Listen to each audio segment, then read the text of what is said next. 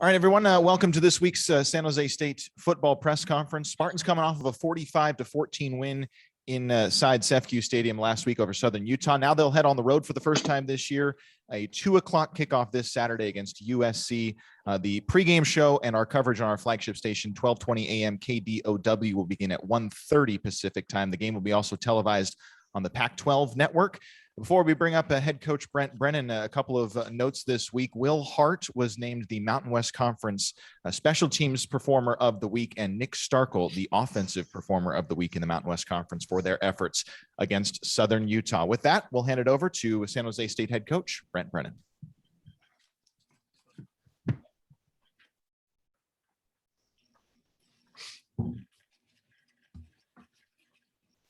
All right.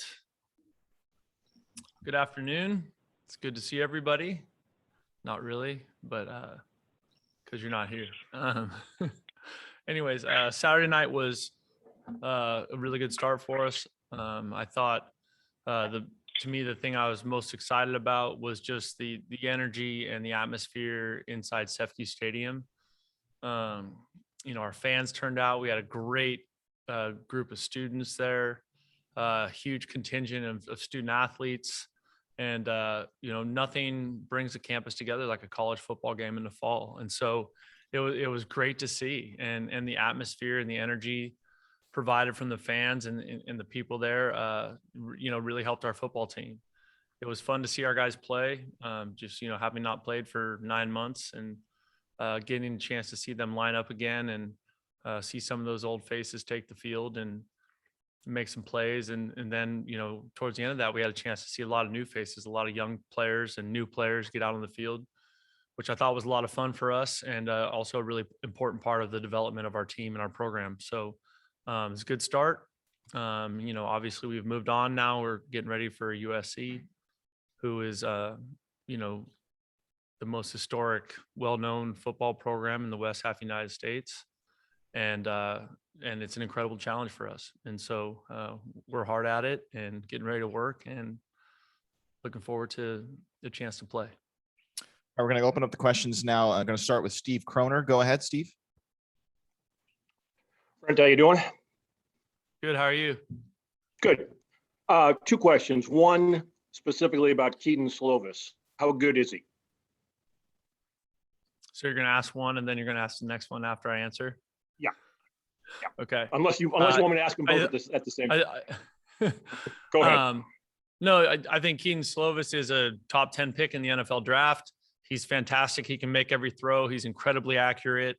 He does not turn the ball over. That's, obviously it starts there with him, and he's played so much football that, you've seen him, those reps when he was a younger quarterback. You just see him progress and mature every year. And so I think he's an awesome player. I think our team knows that, respects that, and that's going to be, something that we're going to have to deal with on Saturday. This one's more of a personal question. I know coaching is something of an itinerant job. You go to different schools. A lot of coaches do anyway. And they say that, when you grow up, you have a certain sense of a rivalry. And some coaches say once you get to be a coach, you can't really worry about that because you're a professional. And some people say, hey, I'm human. You're a UCLA grad. Is there anything special about coaching against USC as a UCLA grad? Not through that lens at all for me. For me, it's all about San Jose State football and what we're doing here. And so I had a great experience at UCLA, but that's a long time ago. Oh my God, is it a long time ago? Don't say that. And really, this is about our team and these players and what we're doing to build a consistent winning football program at San Jose State. All right, we're going to go to RJ next. Go ahead, RJ. Hey, Brent. My first question is just basically when you're playing a team that has no in-season film at this point, since it's USC's first game, how does that change your prep and scouting? Or to what extent does it change for you? Yeah, I think in that regard, it's a little bit different because they've had some personnel changeover since last season. Every coaching staff kind of evaluates what they do schematically in the off season, and you add a few things here and there.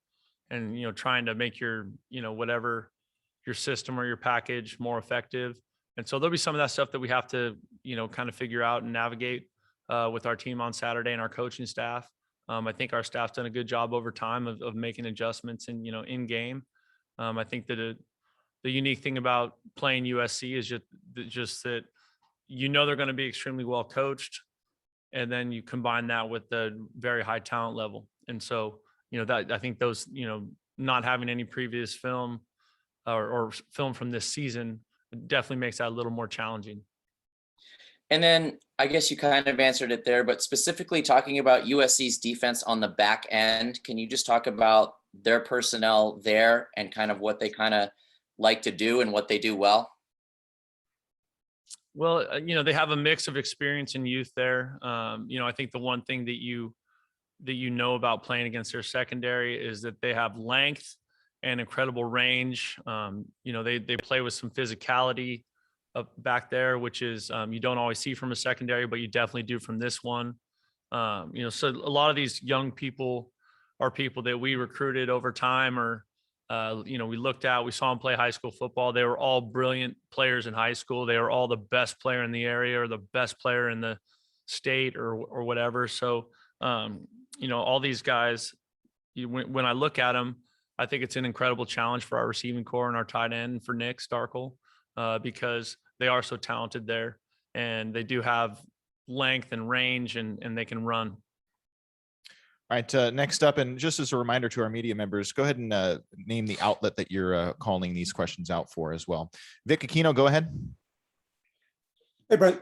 Victor here from Mountain West Connection. How do you, obviously USC has this aura and this reputation that precedes them to, like, for the younger players, even the fans, how do you separate that, something more fact-based, something more here and now and realistic, to the players and regular folks like me and stuff?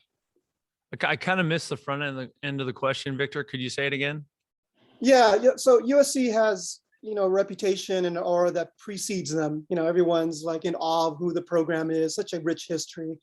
And you're going in with not much chance to win just by what you look at, on the spread and all that. But I guess I'm thinking about the Oregon game when we talked about that a couple years back. It's like, how do you separate that aura and that reputation to like fact-based type, just here and now to the players, and don't be intimidated and whatnot, and in that sense, so it's just another game. I guess that's what I'm kind of getting to.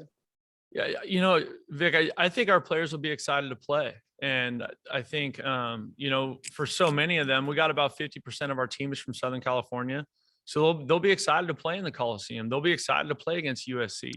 They know all those things. They know the reputation. They know the players and the coaches that are there and how successful they've been over time. Like, they know all that stuff. For us, it's just going to come down to playing good football. Can we do that against an opponent like this? And that's why you play the game. Okay, over to Max Miller. Go ahead. How's it going, Coach? Max Miller here from the Spear. I've got two questions for you. You kind of touched on one answer here just before, and that is, I just want to gauge kind of the mentality and what the feel is like in the room and on the practice field this week with such a big matchup. And then it's kind of building off that. The second part of the question is, there was a lot of kind of false start, offside type penalties. Is that because the players were kind of just amped up to play? And is that something you guys are working on in practice this week? It's the day of the two-part question. I think you guys are going to have to pay double for that. You guys sneaking in double questions on me. No, I think, our team was really excited to play the other night. The crowd, the energy, the excitement, first time playing in front of fans in over a year. For a lot of our young players, they've never played in front of fans. And so, I think that I attribute that to that. We work on that every day. We don't just emphasize it this week. We work on eliminating pre-snap penalties every day. That's a really important thing. And so I was not happy with, how we were penalized in the game. And so we have to play cleaner football. In terms of practice, we didn't practice today. Today's a player's day off. So, I'm excited to see us get to work tomorrow and see what kind of energy and enthusiasm we bring into the practice environment. I think the guys will be excited because, this is a big game, right? I mentioned it last week. I mentioned it all summer. This is the game that the media, their parents, their girlfriends, their uncles, their cousins have been talking about for a year or two. Hey, we play USC in 2021. So I think we'll have a good week of practice. Okay, over to Dieter Kurtenbach. Go ahead. Hi, Coach. Dieter Kurtenbach, Bay Area News Group. Curious what you learned as a coach from the win against Arkansas in 2019 that can be applied to this week against USC. I think those things are really different. We were going on the road, super long trip, that one. I think the team that we're playing this weekend is much better than that Arkansas team was. But what did I learn as a coach? I think at the end of the day, it's just football. And, if you do the things that win, you give yourself a chance to be in the game. And, I think it's really that simple. The hype of it or the excitement of it or all that stuff, I think that's an important thing. I like the fact that we have some players that have played in some of those big arenas. It's just been a long time since they have. And I know that the opening game at USC is always a spectacle, right? It's a big thing. It's a big thing in the city of LA, crowd and fireworks and cheerleaders and, horses and, it's quite a sight to see. And so, that part of it will be something for our team and our coaching staff to deal with as we get ready for it. But, like I said a minute ago to the last question, I think we'll be excited to play, and we'll see how it goes. And one more real quick. What did you learn about your receiving core in game one? Obviously, you lose Trey and Bailey this year. 410 yards passing in the first game, but did you learn anything about your receiver sliding into bigger roles? Well, I think I mentioned it going into the game is that Nick has always been a player that's done a great job of distributing the ball to a bunch of different receivers, and he continued that on Saturday night against Southern Utah. I think, we saw some really good plays made by, all of them, and especially the first group that we ran out there. We saw, Jermaine have one of his best games, and Ham continues to be effective, doing Isaiah Hamilton a bunch of different things, whether that's screen game or route running and pass catching. And then it's nice to see Charles Ross get out for a big play. When you combine the effectiveness of our tight end group, that gives Nick and our running backs, it gives Nick a chance to distribute the football. And as long as we can do that, and he'll go through his progression, I think it gives us a chance to move the ball down the field. Thank you. All right, Vitas, go ahead. Coach, after the season opener, how did you come away in terms of the health status of your players? Is anybody going to be forced to miss the game? I don't ever talk about injuries. So I probably should have said that at the beginning of the press conference, but all year I won't talk about injuries. And really, I'm just worried about whoever's available, and we'll coach them up and get them ready to play. And you spoke glowingly about the USC quarterback, but how much is this an opportunity for Nick Starkel to impress NFL scouts and, improve his stock? I think Nick Starkel has already improved his stock and impressed NFL scouts. I think he just needs to play his game, and it's not about him and Slovis. It's about our team and Spartan football. All right, we're going back to Max Miller. Go ahead. Coach, question here on your kicker, Matt Mercurio. Last year, his longest field goal, I believe, was under 35 yards. He had a 41-yarder this week. Is that something he told you got more confidence in, or was that just some sort of opportunity that he never got last year, hitting an over 40-yard field goal? It really came down to the opportunity he never got a year ago. That young man is an incredibly hard worker. He's a leader on our football team. He has great respect to the team because of how hard he works. So we believe in him. He was first team all conference in 2019. I think last year he was second team. It feels like he's already been here forever, but I'm glad he is, and he's got a couple more years with us. So we have a lot of confidence in Merck, and last year we just didn't have the opportunity to swing at any kicks from further out. Jackson Moore, go ahead. Coach, just playing a Power 5 opponent for the first time in 2 years, are there any wrinkles in practice you're doing to match the physicality and speed you anticipate you'll see? And on the mental side as well, being able to start fast in the environment that awaits you? There was a lot in that question there, Jackson. Break it down for me a little bit. Yeah, first, are we doing anything different in the Yeah. practice environment to simulate the size and the speed of USC? I would say not unless the 49ers want to come over here and give us a look. I just don't know. We're going to continue to practice with like the consistency and, the structure that we have. We feel like we have a good formula for that. And, I think our guys, have demonstrated over time that they will play fast and physical. So we feel good about what we're doing in our practice environment. And then what was the other half of that? Same question, but mentally, just getting out to a fast start. Yeah, I think that part of it is always easy to say, harder to do.